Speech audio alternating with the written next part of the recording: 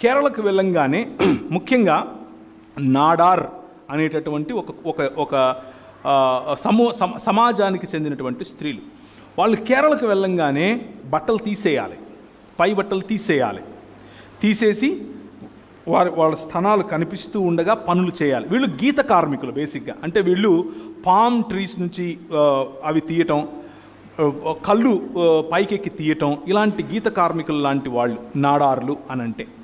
వీళ్ళు Charles Mead గారి యొక్క పరిచర్యకు ఆకర్షితులయ్యారు. చార్ల్స్ మీడ్ గారు చర్చ్ మిషన్ సొసైటీ అనేటటువంటి ఒక ఆర్గనైజేషన్కు చెందినవారు. లండన్ నుంచి పంపించినటువంటి లండన్ మిషన్ సొసైటీ మరియు చర్చ్ మిషన్ సొసైటీ, అలాగే society to propagate gospel SPG అనేటటువంటి ఈ మూడు సమూహాలు కలిసి అక్కడ పనిచేస్తూ ఉన్నారు. ఆ చేసేటటువంటి పనిలో ప్రధానమైనటువంటి పని క్యులాన్, లేకపోతే ఈరోజు ఉన్నటువంటి కొల్లం అనేటటువంటి ప్రాంతం. ఆ ప్రాంతంలో తన మిషనరీ స్థావరాన్ని ఎన్నుకుని అక్కడ ఉంటూ పని చేయటం మొదలుపెట్టాడు. ఆయన దగ్గరికి ఒకరోజు ఏడ్చుకుంటూ స్త్రీలు మరియు పురుషులు అందరూ ఆ రోజు ప్రార్థనకు రమ్మంటే వచ్చారు. ఏంటి చాలా దిగాలుగా ఉన్నారు, ఏమైందమ్మా అని అడిగితే వాళ్ళు అన్నారు, లేదండి చాలా అవమానకరంగా ఉంది, మేము నిన్నటి వరకు తమిళనాడులో ఉన్నాము, తమిళనాడులో మా పని మేము చేసుకున్నాము, తమిళనాడులో దాని పామ్ ట్రీస్ నుంచి అవి కాయలు టైం వచ్చేసింది తీసేసాం, అక్కడ పని అయిపోయింది, తిరిగి మా ఇళ్ళకి మేము ఇప్పుడు వచ్చాము, రాగానే ఇక్కడ మా బట్టలు తీశారు, మేము బట్టలు చేస్తే మేము ఇలాగే తిరగాలి, ఇది మేము ఇక్కడికి ఉన్న రోజులు ఇలాగే ఉండాలి అని అన్నారు. ఎందుకు అలా అన్నారు? అలా అనటానికి ఏంటి కారణం అని అడిగితే, మాకున్నటువంటి పురాణాలు, మాకున్నటువంటి స్థల పురాణాలు, మాకున్నటువంటి అష్టాదశ పురాణాల్లో ఏమని రాయబడిందంటే అంటూ వాళ్ళ కథనం చెప్పుకుంటూ వచ్చారు. స్త్రీ దేవునికి ఎదుటగా తన వస్తున్నది స్త్రీయా పురుషుడా తెలుసుకోవాలి అని అంటే పై వస్త్రం వేసుకోకూడదు అని చెప్పారు.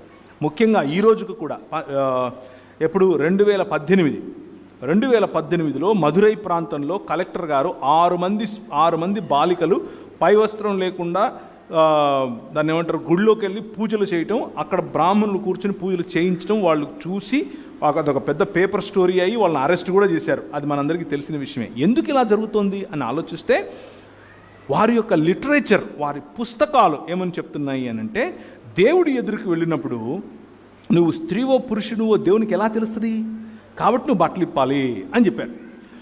అయితే ఇప్పుడు ఈ బ్రాహ్మణ క్షత్రియ వైశ్యులకు దేవుడు కానీ శూద్రజాతులకు దేవుడెవరు అని అంటే, శూద్రజాతులకు దేవుడెవరు?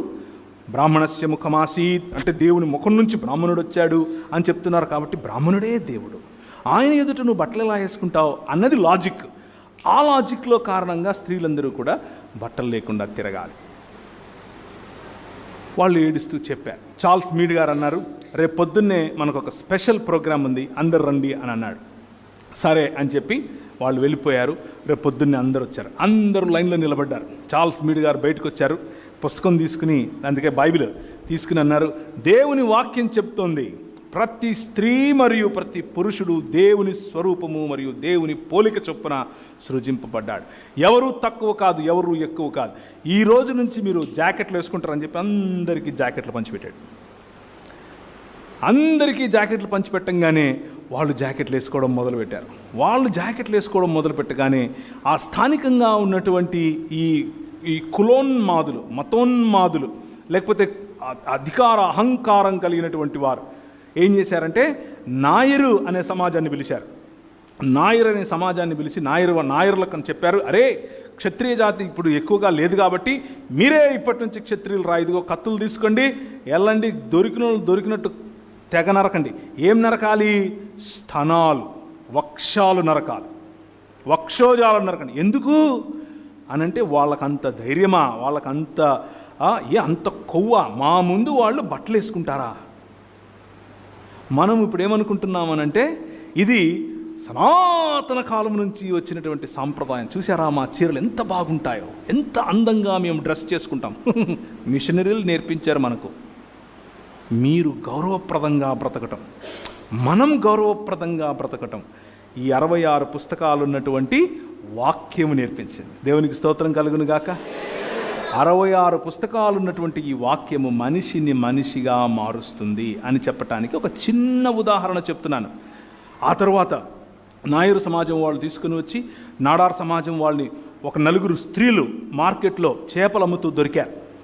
చేపలు, రేగిపండ్లు ఇలాంటివి పెట్టుకుని అమ్ముతూ ఉంటే జాకెట్లు వేసుకున్నారు కాబట్టి వాళ్ళని పిలిచి వాళ్ళ జాకెట్లు అందరి ముందు కత్తులతో చించేసి వాళ్ళను ఒక బులక్ కార్ట్స్ అంటే మన ఎద్దుల బండ్లకు కట్టి ఆ ఎద్దుల బండ్లతో ఊరేగించారు, బట్టలు లేకుండా, అంటే పై వస్త్రాలు లేకుండా. ఇలాగే ఉండాలి అని చెప్పారు. ఇలా ఉంటేనే మీరు ఇక్కడ బతుకుతారు, లేకపోతే మీ కర్మ అన్నారు.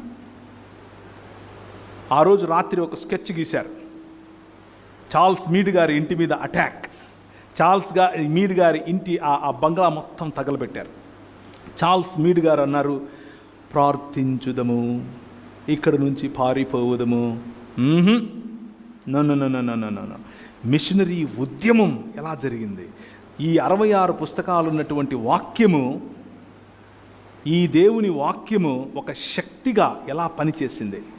చార్ల్స్ మీడ్ గారు అంతటితో వదలలేదు. దాన్ని మొత్తం కవర్ చేశారు. దాన్ని మొత్తం విలేకరుల ద్వారా కవర్ చేయించి పేపర్లలో ప్రింట్స్ వేయించారు. ఆ ప్రింట్స్ ఇక్కడ కాదు, లండన్లో కూడా వెళ్ళాయి.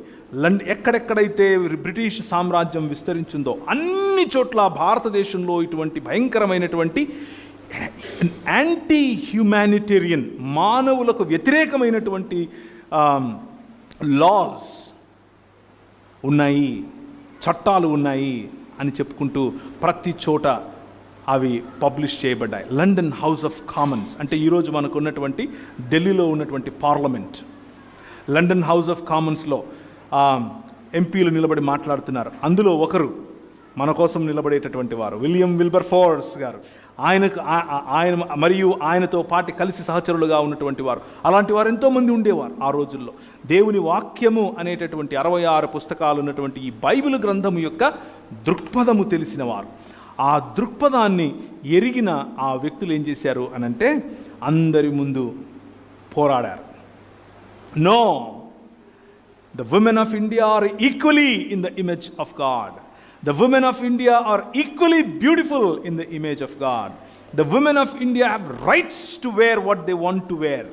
ఈరోజు మనకు వచ్చి కబుర్లు ఏం చెప్తున్నారు?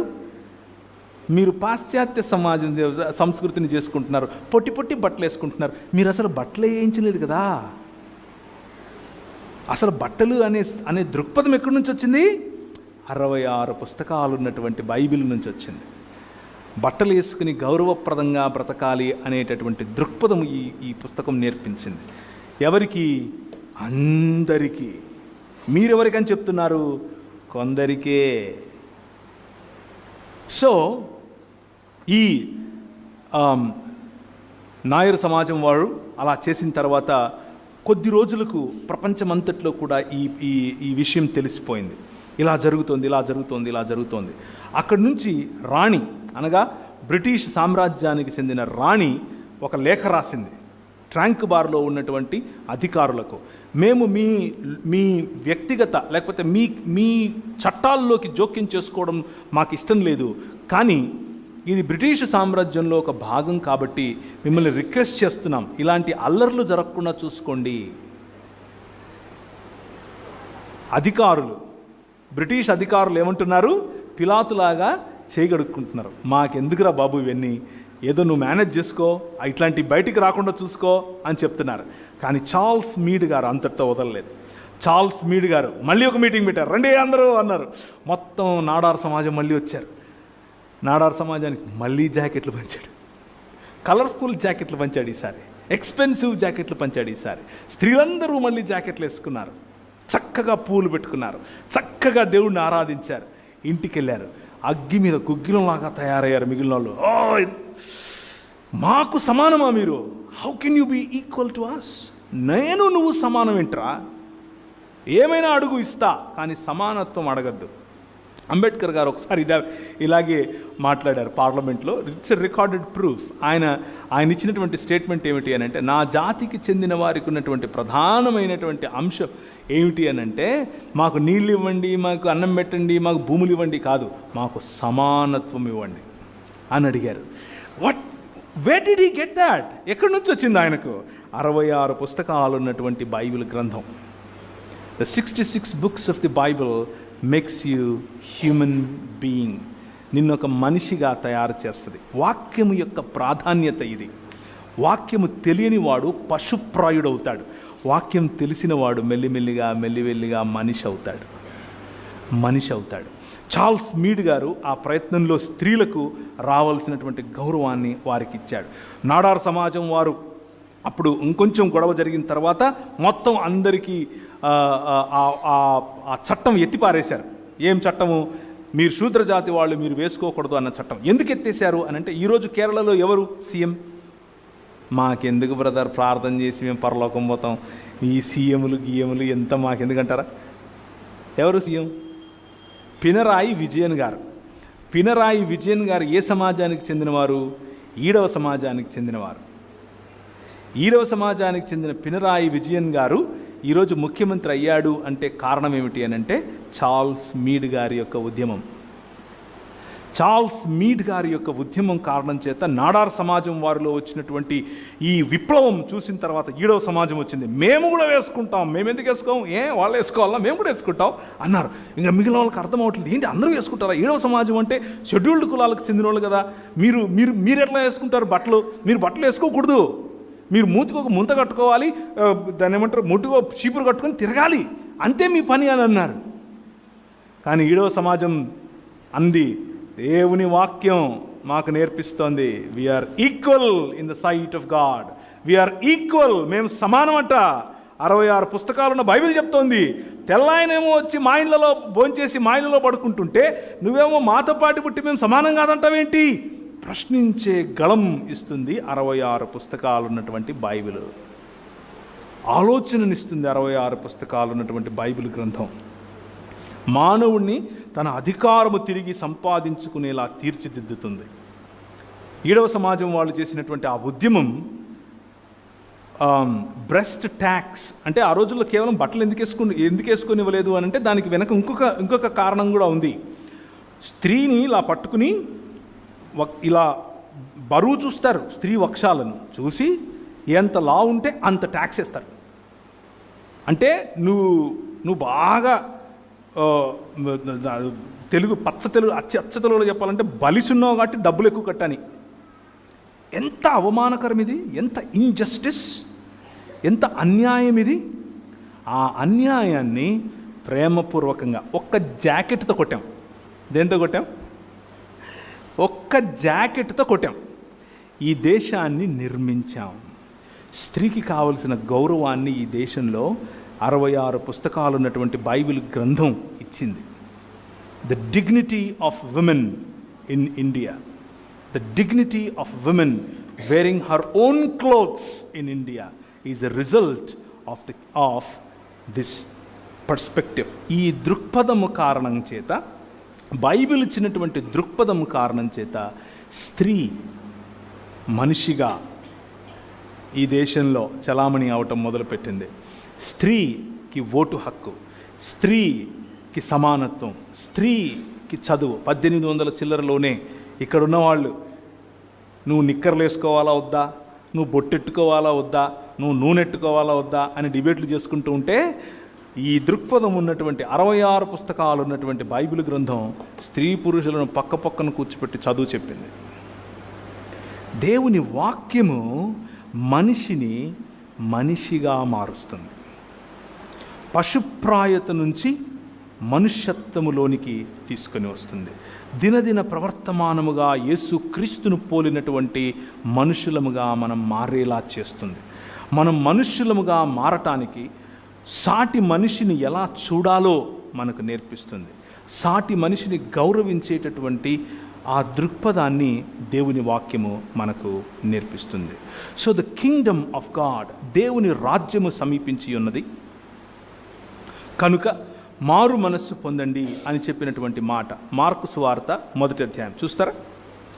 మార్కు సువార్త 1వ అధ్యాయం.